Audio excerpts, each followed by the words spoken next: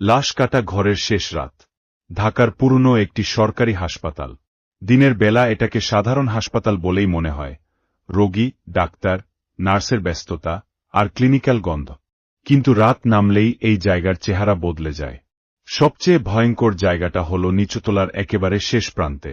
Morgue বা লাশ কাটা ঘর। যেখানে কোনো রোগী বাঁচতে আসে না, শুধু শেষ হয়ে যাওয়া মানুষদের আনা হয়। এই মর্গ নিয়েই স্টাফদের মধ্যে একটা অদ্ভুত ভয় কাজ করে। কেউ সরাসরি কিছু বলে না, কিন্তু রাতের ডিউটি এলে সবাই এড়িয়ে চলে। তবুও একদিন নতুন ইন্টার্ন ডাক্তার রাকিবকে সেই হাসপাতালেই নাইট ডিউটি দেওয়া হল। সে ভয় পায়নি, বরং হেসে বলেছিল, মরদেহ তো মানুষই, ভূত না। রাত 11:50, প্রথম অস্বস্তি। ডিউটি শুরু হওয়ার কিছুক্ষণের মধ্যেই হাসপাতালটা নিস্তব্ধ হয়ে গেল।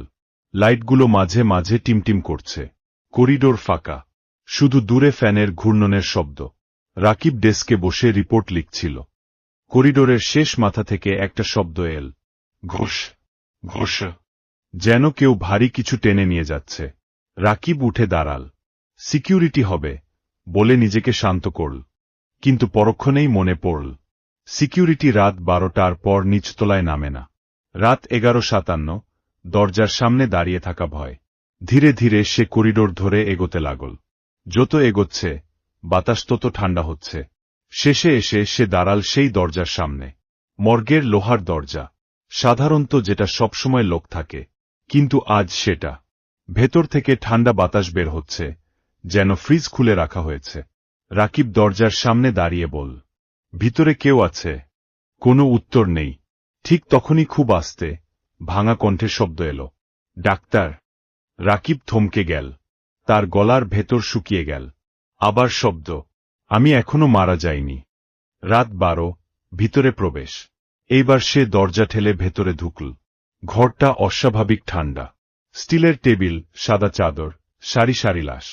সবকিছু নিয়ম মাফিক। কিন্তু একটাই সমস্যা। রাকিব এক পা পিছিয়ে গেল। তার হাত কাঁপছে। চাদরের নিচ থেকে এবার স্পষ্ট কণ্ঠ, আমাকে কেটো না, আমি বেঁচে আছি। হঠাৎ অন্ধকার। এক সেকেন্ডেই পুরো ঘরের আলো নিভে গেল। শুধু জরুরি লাল আলো জ্বলছে। আর সেই আলোতে দেখা যাচ্ছে, ধীরে ধীরে, খুব ধীরে, যেন কেউ ঘুম থেকে জেগে উঠছে। দরজা বন্ধ। ঘরের ভিতরে আটকে পড়া। এখন রাকিব পুরোপুরি ফেঁসে গেছে। অন্ধকার, ঠান্ডা আর নিস্তব্ধতা। তার কানের পাশ দিয়ে কেউ ফিসফিস করে বল, তুমি আমাকে কেন কেটে ফেললে? রাকিব ঘুরে তাকাল।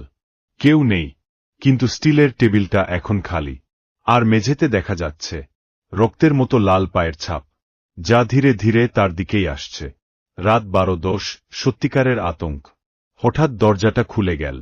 দুইজন সিকিউরিটি আর একজন নার্স ঢুকল। কি হয়েছে ডাক্তার? রাকিব কাঁপা গলায় বল, ভিতরে একজন ছিল, সে বেঁচে ছিল। সিকিউরিটি হেসে বল, নতুন হলে এমন হয়, চলুন বাইরে আসুন। তারা তাকে জোর করে বের করল।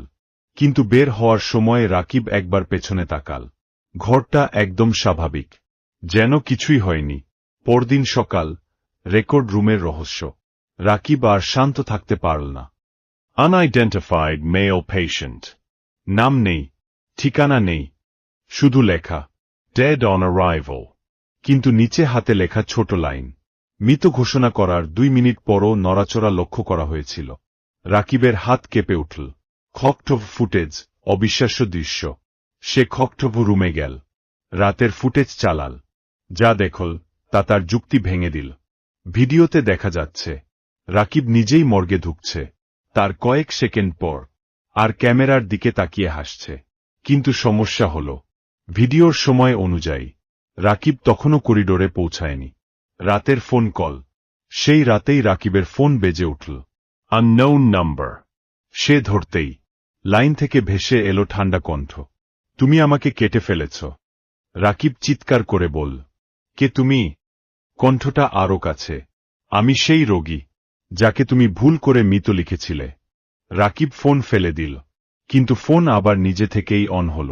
স্ক্রিনে লেখা উঠল, আমি এখন তোমার পাশে দাঁড়িয়ে আছি। শেষ রাত, বাস্তবতার ভাঙন। রাকিব আর হাসপাতালে যায়নি। চাকরি ছেড়ে দিয়েছে। ঘুমাতে পারে না। কারণ প্রতিরাতে সে একই শব্দ শোনে, ঘোষ ঘোষ যেন কেউ টেনে নিয়ে যাচ্ছে স্ট্রেচার। 1 মাস পর সে অন্য জায়গায় চলে গেল। নতুন বাসা, নতুন জীবন, সবকিছু শান্ত মনে হচ্ছিল।